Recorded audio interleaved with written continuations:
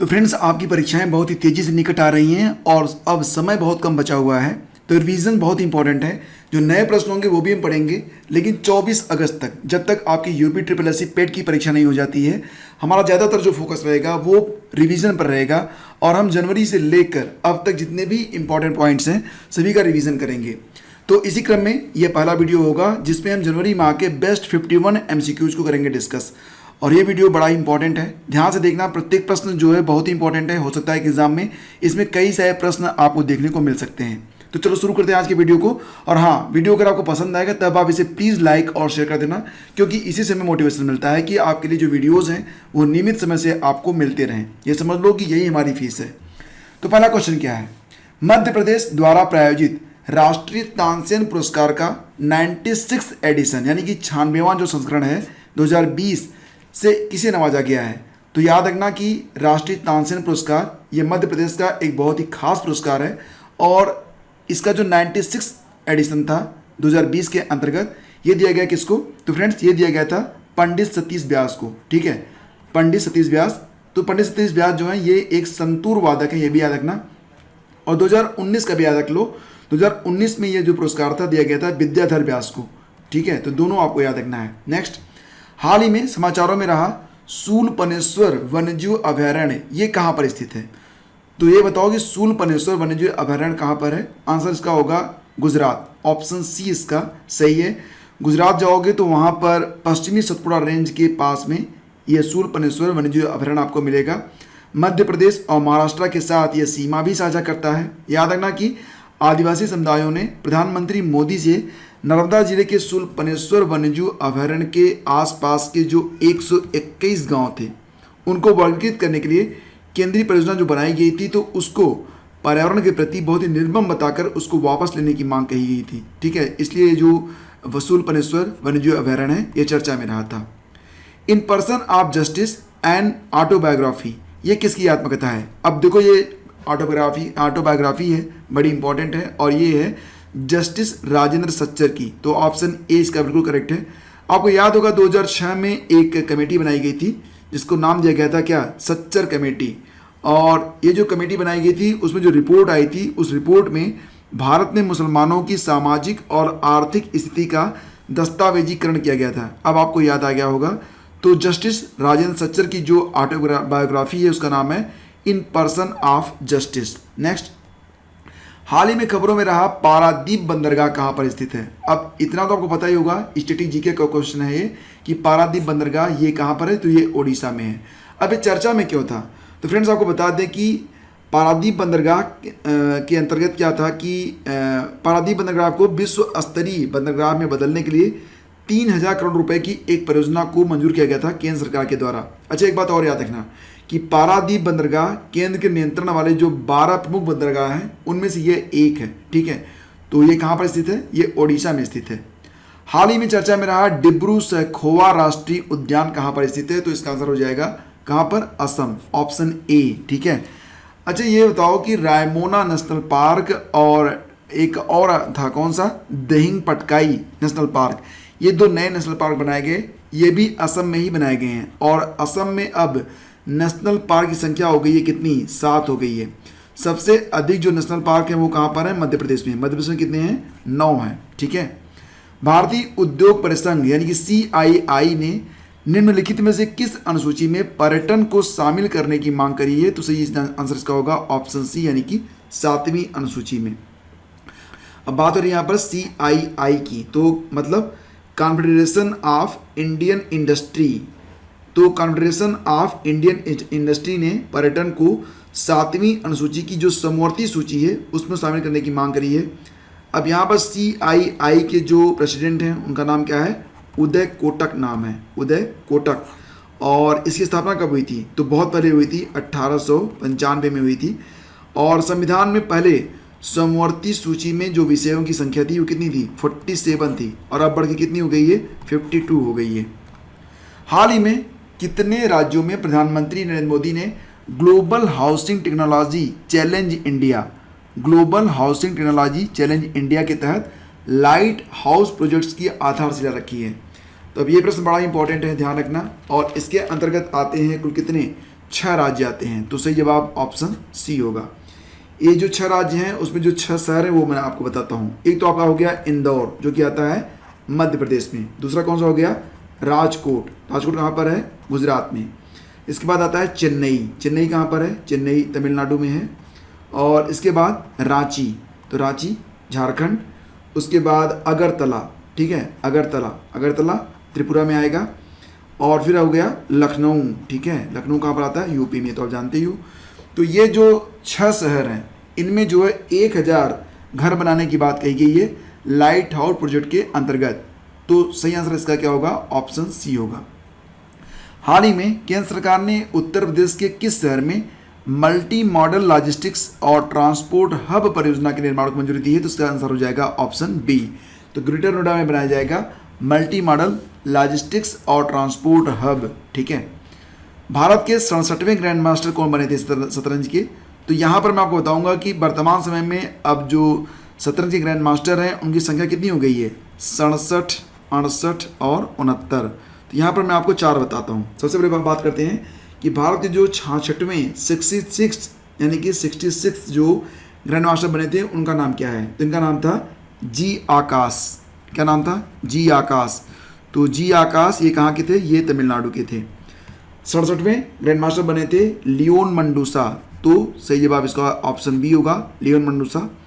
ये बने थे भारत के 67वें ग्रैंड मास्टर। भारत के जो 68वें ग्रैंड मास्टर बने उनका नाम था अर्जुन कल्याण। ये भी कहाँ के थे? ये भी तमिलनाडु के ही थे। और हाल ही में 69वें ग्रैंड मास्टर के रूप में अब जाने जाएंगे हर्षित राजा। हर्षित राजा ये कहाँ के हैं? ये पुणे के हैं, ठीक है। तो ये आपको याद रखना है। और हाँ, आपको याद दिला दें कि अभी हाल ही में फिडे क्या है? फिडे जो है पूरी दुनिया में जितने भी शतरंज से संबंधित जो प्रतियोगिताएं होती हैं उसको कंट्रोल करता है, नियामक संस्था है।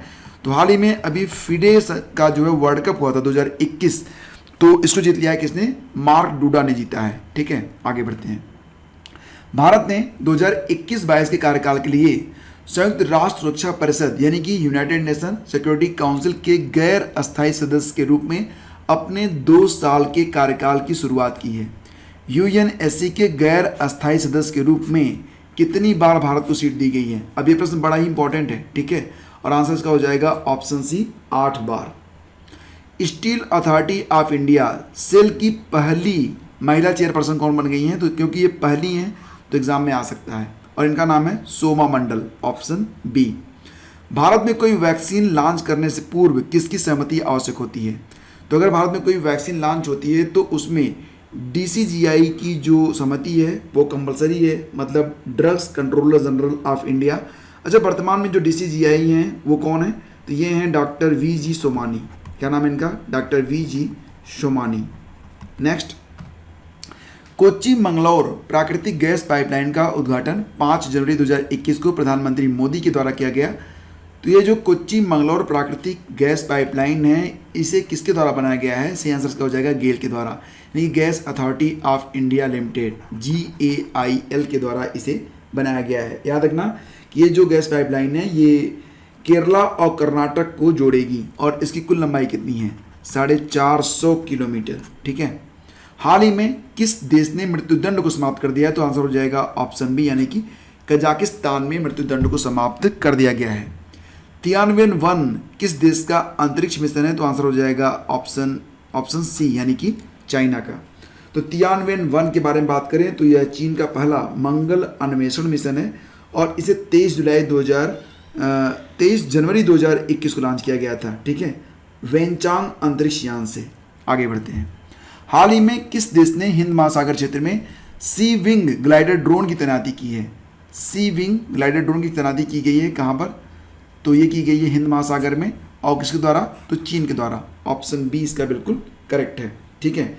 तो चीन जो है ये नौसेना निगरानी के लिए सी विंग ग्लाइडर जो ड्रोन है उसको जो है तैनात कर रहा है। याद रखना कि सी विंग ग्लाइडर ड्रोन जो हैं ये बिना चालक का पानी वाहन है। चीन ने आर्कटिक महासागर, दक्षिणी चीन महासागर, पूर्वी चीन सागर और दक्षिणी प्रशांत सागर में भी सी विंग ग्लाइडर्स की तैनाती की है। यानी कि चीन जो है वो अब समुद्र पर अपना आधिपत्य और निगरानी को बढ़ा रहा है।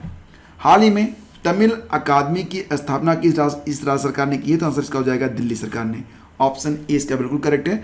और डिजिटल लेन देन को ट्रैक करने के लिए डिजिटल भुगतान सूचकांक यानी कि इसको कहेंगे डीपीआई, डिजिटल पेमेंट इंडेक्स को किसने जारी किया है? तो आंसर इसका हो जाएगा reserve bank of India. Option A इसका बिल्कुल करेक्ट है। नेक्स्ट, इंडियन आर्मी के ह्यूमन राइट्स सेल के पहले एडिशनल डायरेक्टर जनरल के तौर पर किसे नियुक्त किया गया है? ह्यूमन राइट्स सेल के पहले एडिशनल डायरेक्टर जनरल बनाए गए हैं मेजर जनरल गौतम चौहान। तो ऑप्शन ए आपका करेक्ट है। रामेश्वरम हिंदी पत्रकारिता पुरस्कार से किसे सम्मानित किया गया था? रामेश्वरम हिंदी पत्रकारिता पुरस्कार 2020 ये दिया गया था रवीश रंजन शुक्ला को। ऑप्शन सी करेक्ट है। हाल ही में यासा नामक चक्रवात ने किस देश में तबाही मचाई? आंसर हो जाएगा आपका ऑप्शन बी यानी कि फिजी। ठीक है, तो 21 का आंसर हो जाएगा यासा। कहाँ पर आया था? फिजी में आया था। दिल्ली सरकार ने तमिल अकादमी का उपाध्यक्ष किसे बनाया है? तो आंसर हो जाएगा एन राजा को। ऑप्शन ए इसका बिल्कुल करेक्ट है। सागरमाला सी प्लेन सेवाओं को कौन सा मंत्रालय शुरू करने जा रहा है? तो सागरमाला सी प्लेन सेवाओं को शुरू करेगा बंदरगाह, जहाजरानी और जल मार्ग मंत्रालय। अच्छा, ये बताओ कि सागरमाला सी प्लेन योजनाओं के अंतर्गत जो पहली सी प्लेन सेवा शुरू की गई थी वो कहाँ पर की गई थी? तो याद रखना, इसे शुरू किया गया था गुजरात जाओगे आप, वहाँ पर नर्मदा जिला है, वहाँ पर केवड़िया जहाँ पर स्टैच्यू ऑफ यूनिटी स्थापित है, तो वहीं पर सबसे पहले अक्टूबर का महीना था, अक्टूबर 2020 में सी प्लेन सेवाओं की शुरुआत की गई थी भारत में। तो 23 का सही आंसर हो जाएगा ऑप्शन बी। FSSAI के अनुसार सभी खाद्य रिफाइंड तेलों के लिए ट्रांस फैट लेवल अब कितना तय किया गया है? तो आंसर होगा इसका 3% या इससे कम। ऑप्शन ए इसका बिल्कुल करेक्ट है। अब यहाँ पर बात हो रही है FSSAI की, तो यहाँ पर इसका मतलब होता है food safety and standard authority of India. वर्तमान में इसकी जो चेयरपर्सन है वो कौन है? रीटा टेवटिया। तो नाम याद रखना, नाम इंपॉर्टेंट है इसका, रीटा टेवटिया। और नेक्स्ट क्वेश्चन क्या है? भारतीय पेंगोलिन को IUCN ने किस कैटेगरी में रखा है? तो आंसर हो जाएगा इंडेंजर्ड, यानी कि ऑप्शन सी यहाँ पर बिल्कुल करेक्ट है। तो भारतीय पेंगोलिन को IUCN ने रखा है इंडेंजर्ड कैटेगरी में। अब मैं आपको ये बता दूं कि जो IUCN है इसका फुल फॉर्म क्या है। देखो, IUCN को कहते हैं international union for conservation of nature. इसका हेडक्वार्टर कहाँ पर मिलेगा?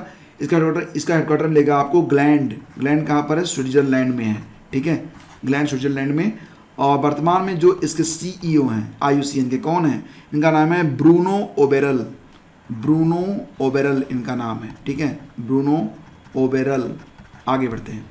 कामधेनु गौ विज्ञान प्रचार प्रसार एग्जाम, ये एक एग्ज़ाम हुई था, एक परीक्षा हो चुकी है, तो इसको किसने कंडक्ट किया था? तो आंसर हो जाएगा राष्ट्रीय कामधेनु आयोग ने। अब ये प्रश्न भी इंपॉर्टेंट है, एग्जाम में आ सकता है। किसान सूर्योदय योजना किस राज्य की योजना है? तो आंसर इसका हो जाएगा गुजरात की। और इस योजना के अंतर्गत किसानों को सूर्योदय से लेकर सूर्यास्त तक बिजली जो है वो मुफ्त मिलेगी और निर्बाध मिलेगी। विश्व का सबसे बड़ा तैरता सोलर एनर्जी प्रोजेक्ट यानी कि floating solar energy project Bharat किस नदी पर स्थापित करेगा? तो यह स्थापित किया जाएगा मध्य प्रदेश में नर्मदा नदी पर। नर्मदा नदी पर एक बांध है ओमकारेश्वर बांध, तो वहीं पर इसको जो है स्थापित किया जाएगा। ये आपको याद रखना है। और इसकी क्षमता कितनी होगी? इसकी क्षमता होगी 600 मेगावाट। स्मॉल फाइनेंस बैंक के रूप में कार्य करने के लिए रिजर्व बैंक से लाइसेंस पाने वाला जो पहला बैंक है वो कौन सा बन गया है? स्मॉल फाइनेंस बैंक के रूप में कार्य करने के लिए रिजर्व बैंक से लाइसेंस पाने वाला जो पहला बैंक बना है वो है शिवालिक मर्केंटाइल कोऑपरेटिव बैंक। और इसका जो हेडक्वार्टर है कहाँ पर है? तो इसका हेडक्वार्टर मिलेगा आपको सहारनपुर में। ठीक है।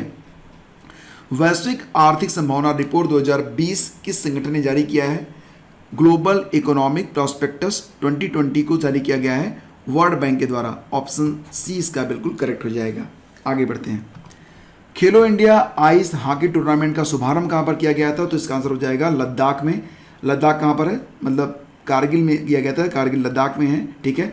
और आपको ये भी यहाँ पे बताते हैं कि खेलो इंडिया आइस हॉकी टूर्नामेंट के जो विजेता रहे थे तो लद्दाख स्काउट्स रेजिमेंटल सेंटर ने इसको जीता था।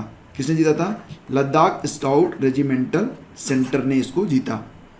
India's 71 year test the journey to triumph in Australia एक किताब आई है। India's 71 year test the journey to triumph in, या ट्राइम पढ़ते हैं इसे, ट्रिम्फ इन ऑस्ट्रेलिया। तो इस किताब को किसने लिखा है? आंसर हो जाएगा आर कौशिक ने लिखा है। तो सही जवाब ऑप्शन बी है। 2023 में होने वाले Asian football confederation cup AFC cup ये किस देश में आयोजित होंगे? तो आंसर हो जाएगा इसका ऑप्शन सी, यानी कि चाइना में इसको आयोजित किया जाएगा। एशिया प्रशांत में गूगल क्लाउड के नए प्रमुख बनाए गए हैं, किसे? करण बाजवा, ऑप्शन सी इसका करेक्ट है। ठीक है। और प्रधानमंत्री नरेंद्र मोदी ने 7 जनवरी को अटेली हरियाणा स्टेशन से दुनिया की पहली double stack electric container train को हरी झंडी दिखाई। 1.5 किलोमीटर लंबी यह ट्रेन अटेली से कहाँ तक चलाई जाएगी? अब अटेली कहाँ पर है? अटेली हरियाणा में है और इसे चलाया गया है कहाँ तक? राजस्थान में किशनगढ़ तक। तो आंसर हो जाएगा ऑप्शन ए। अब ये प्रश्न इंपॉर्टेंट है, इसको आपको ध्यान रखना होगा। हाल ही में दिल्ली हाईकोर्ट की वरिष्ठतम न्यायाधीश जस्टिस हेमा कोहली को किस प्रदेश के हाईकोर्ट की पहली महिला मुख्य न्यायाधीश के रूप में नियुक्त किया गया है? तो आंसर हो जाएगा तेलंगाना, ऑप्शन बी। अच्छा, वर्तमान में पूरे भारत में जो हाईकोर्ट हैं उनकी संख्या कितनी है? तो हाईकोर्ट की संख्या हो गई 25 और इन 25 हाईकोर्ट्स में सिर्फ तेलंगाना हाईकोर्ट ही एक ऐसा हाईकोर्ट है जहां पर मुख्य न्यायाधीश महिला है। हाल ही में किस संगठन ने वैश्विक खाद्य मूल्य सूचकांक जारी किया है? तो आंसर हो जाएगा इसका क्या? या फ्रेंड्स, इसका आंसर हो जाएगा FAO, यानी कि विश्व खाद्य कार्यक्रम के द्वारा इसे जारी किया गया है। तो ऑप्शन ए इसका बिल्कुल करेक्ट है। ठीक है। प्रतिवर्ष 9 जनवरी को मनाए जाने वाले 16वें प्रवासी भारतीय दिवस कन्वेंशन 2021 का थीम क्या है? अब ये थीम याद रखना, बहुत ही इंपॉर्टेंट है ये। आंसर इसका हो जाएगा कंट्रीब्यूटिंग टू आत्मनिर्भर भारत। तो ऑप्शन ए इसका बिल्कुल करेक्ट है। और यहाँ पर मैं आपको बता दूं कि जो पहला प्रवासी भारतीय दिवस मनाया गया था ये 2003 में मनाया गया था पहली बार। और ये भी आप जान लो कि 9 जनवरी 1915 को महात्मा गांधी दक्षिण अफ्रीका से भारत लौटे थे, इसीलिए प्रतिवर्ष जो है 9 जनवरी को प्रवासी भारतीय दिवस के रूप में मनाया जाता है। राइट अंडर योर नोज, ठीक है, आपकी नाक के नीचे एक उपन्यास आया है और इस उपन्यास को लिखा गया है किसके द्वारा? R गिरधरन के द्वारा। तो ऑप्शन ए करेक्ट है। केंद्र सरकार ने लद्दाख में सिंधु पर 144 मेगावाट की कितने जल विद्युत परियोजनाओं को मंजूरी दे दी है? तो आंसर इसका क्या हो जाएगा? फ्रेंड्स, इसका आंसर हो जाएगा कुल 8। ठीक है, तो ऑप्शन डी इसका करेक्ट है। और ये परियोजनाएं कारगिल और लेह दोनों जगह बनेंगी। भारतीय रिजर्व बैंक द्वारा शुरू किया गया लीगल एंटिटी आइडेंटिफायर LEI में कितने अंक हैं? अब ये जो इंटरनेशनल ट्रांजैक्शंस होते हैं उसको इंगित करने के लिए लीगल एंटिटी आइडेंटिफायर के नाम से एक 20 अंक की सीरीज जारी की जाएगी और सही जवाब ऑप्शन बी होगा, इसमें 20 अंक रहेंगे और इसकी शुरुआत की गई है RBI के द्वारा। विश्व की पहली संसद के रूप में इतिहास में संदर्भित अनुभव मंडप की पुनर्निर्माण की आधारशिला किस राज्य में रखी गई है? प्रश्न बड़ा ही इंपॉर्टेंट है और आंसर हो जाएगा इसका ऑप्शन बी, यानी कि कर्नाटक। ठीक है, तो याद रखना कि कर्नाटक में जो ये अनुभव मंडप बनेगा तो यहीं पर 12वीं शताब्दी के कवि और दार्शनिक बसवेश्वरा ने अपने जीवन का अधिकांश समय बिताया था। अब फ्रेंड्स, यहाँ पर बहुत अधिक डिस्कस नहीं कर रहे हैं डिटेल्स के बारे में, क्योंकि प्रश्न जो हैं ये आपके टेस्ट की तरह हैं और यहाँ पर आपका सिर्फ रिविजन करवाया जा रहा है। अगर आप चाहते हैं कि प्रत्येक प्रश्न पूरी व्याख्या के साथ हो तो इसके लिए आप रोज़ सुबह 5 बजे जो करंट अफेयर का सेशन होता है उसको आप लोग ज्वाइन करें। वहाँ पर हर प्रश्न पूरी डिटेलिंग के साथ बैक हिस्ट्री और जो भी चीज़ें होती हैं स्ट्रेटेजी के सारी चीज़ें आपको बताई जाती हैं रिलेटेड। आगे बढ़ते हैं। किस भारतीय अमेरिकी ने अमेरिका के पहले मुख्य सूचना अधिकारी के रूप में कार्यभार संभाला है? तो इसका आंसर क्या हो जाएगा? ऑप्शन बी, राज अय्यर। ठीक है, तो याद रखना कि राज अय्यर ये अमेरिका के पहले मुख्य सूचना अधिकारी बने हैं। किस देश ने जनवरी 2021 में फतेह-1 नामक स्वदेशी रॉकेट प्रणाली का सफल परीक्षण किया है? तो आंसर हो जाएगा इसका पाकिस्तान, ऑप्शन सी। ठीक है, अब याद रखना कि ये जो मिसाइल है इसकी रेंज है 140 किलोमीटर। तो पाकिस्तान जो है वो हमेशा धूम धड़ाके के चक्कर में रहता है। राष्ट्रीय युवा दिवस के रूप में प्रतिवर्ष मनाया जाता है 12 जनवरी को। और एक बात और बताता हूँ आपको एक्स्ट्रा, अभी हाल ही में 12 अगस्त को मनाया गया था विश्व युवा दिवस। तो याद रखना कि अगर प्रश्न आएगा कि राष्ट्रीय युवा दिवस तो ये हो जाएगा 12 जनवरी, स्वामी विवेकानंद की जयंती। और अगर प्रश्न आया कि नेशनल यूथ डे यानी कि वर्ल्ड यूथ डे तो आंसर हो जाएगा इसका 12 अगस्त। विश्व हिंदी दिवस के रूप में मनाया गया था अभी हाल ही में 10 जनवरी को। तो ऑप्शन ए इसका बिल्कुल करेक्ट है, विश्व हिंदी दिवस। अच्छा, जो देखो विश्व हिंदी दिवस होता है ये 10 जनवरी को होता है, लेकिन एक होती है राष्ट्रीय हिंदी दिवस, राष्ट्रीय हिंदी दिवस। और ये कब मनाई जाती है? तो फ्रेंड्स ये मनाई जाती है प्रतिवर्ष 14 सितंबर को। ठीक है, दोनों के बारे में बताता हूँ आपको। देखो, विश्व हिंदी दिवस ये होता है 10 जनवरी को। क्यों? क्योंकि पहला जो विश्व हिंदी सम्मेलन हुआ था ये 10 जनवरी 1975 को हुआ था। कहाँ पर हुआ था? नागपुर में हुआ था। और राष्ट्रीय हिंदी दिवस होता है 14 सितंबर को। क्यों? क्योंकि 14 सितंबर 1949 को संविधान सभा ने हिंदी को भारत की आधिकारिक भाषा का दर्जा दिया था। ऑल इंडिया फुटबॉल फेडरेशन यानी कि AIFF का पहला उप महासचिव बनाया गया है अभिषेक यादव को। ऑप्शन ए इसका करेक्ट है। और बुजुर्गों और महिलाओं के लिए भ्रमण सारथी बस सेवा शुरू किया गया है। कहाँ पर? असम में। ठीक है। और असम के वर्तमान में जो मुख्यमंत्री कौन है? हेमंत बिस्वा शर्मा। जनवरी 2021 में किस देश को संयुक्त राष्ट्र सुरक्षा परिषद में 3 महत्वपूर्ण समितियों की अध्यक्षता की जिम्मेदारी सौंपी गई है? आंसर हो जाएगा इसका ऑप्शन बी, भारत। ये जो 3 महत्वपूर्ण समितियां हैं कौन कौन सी हैं? पहला बताता हूं। पहले का नाम है आतंकवाद निरोधी समिति, दूसरा हो जाएगा लीबिया प्रतिबंध समिति, और तीसरा, ये तो बड़ा ही हॉट हो गया अब, तालिबान प्रतिबंध समिति। तो तीनों का अध्यक्ष बनाया गया है भारत को। किस राज्य सरकार द्वारा प्रतिवर्ष चेरी ब्लॉसम माओ फेस्टिवल का आयोजन किया जाता है? तो आंसर हो जाएगा इसका मणिपुर। ऑप्शन ए इसका बिल्कुल करेक्ट हो जाएगा। और IFFI international film festival of India का 51st एडिशन में जो है कंट्री इन फोकस देश रहा, वो कौन सा रहा था? ये रहा था बांग्लादेश। ठीक है, याद रखना इसको। अब यहाँ पर मैं आपको बता दूं कि इसका आयोजन 16 से लेकर 24 जनवरी को किया गया था गोवा के पणजी में। ठीक है। और स्वर्ण मयूर पुरस्कार दिया गया था इनटू द डार्कनेस नामक फिल्म पर, जो कि सेकेंड वर्ल्ड वॉर पर आधारित है। तो सारे पॉइंट्स इंपॉर्टेंट हैं। और ये हो गए आपके जो है 51 MCQs। तो दोस्तों ये सीरीज अभी जारी है, और अगर ये सीरीज आपको पसंद है तब प्लीज़ आप वीडियो को लाइक कर दीजिएगा। और अगर आपको कुछ इंप्रूवमेंट चाहिए तो नीचे कमेंट करके बताइएगा। और इस वीडियो को अधिक से अधिक लोगों तक शेयर कर दीजिएगा। और चैनल पर अगर आप पहली बार हैं तो प्लीज़ चैनल को सब्सक्राइब कर लीजिएगा, बेल आइकन को आप प्रेस कर दीजिएगा, ताकि आपको अगला पार्ट जब अपलोड हो तो उसका नोटिफिकेशन आपको सबसे पहले मिल सके। और देखिए फ्रेंड्स, जो पिछले करंट अफेयर हैं उनके रिवीजन के लिए आपको डेली PDF प्रोवाइड की जाती है, जिसके लिए आपको हमारे टेलीग्राम चैनल को ज्वाइन करना होगा। वहाँ पर आपको PDF मिल जाएगी। Thank you so much. Have a great day. जय हिंद।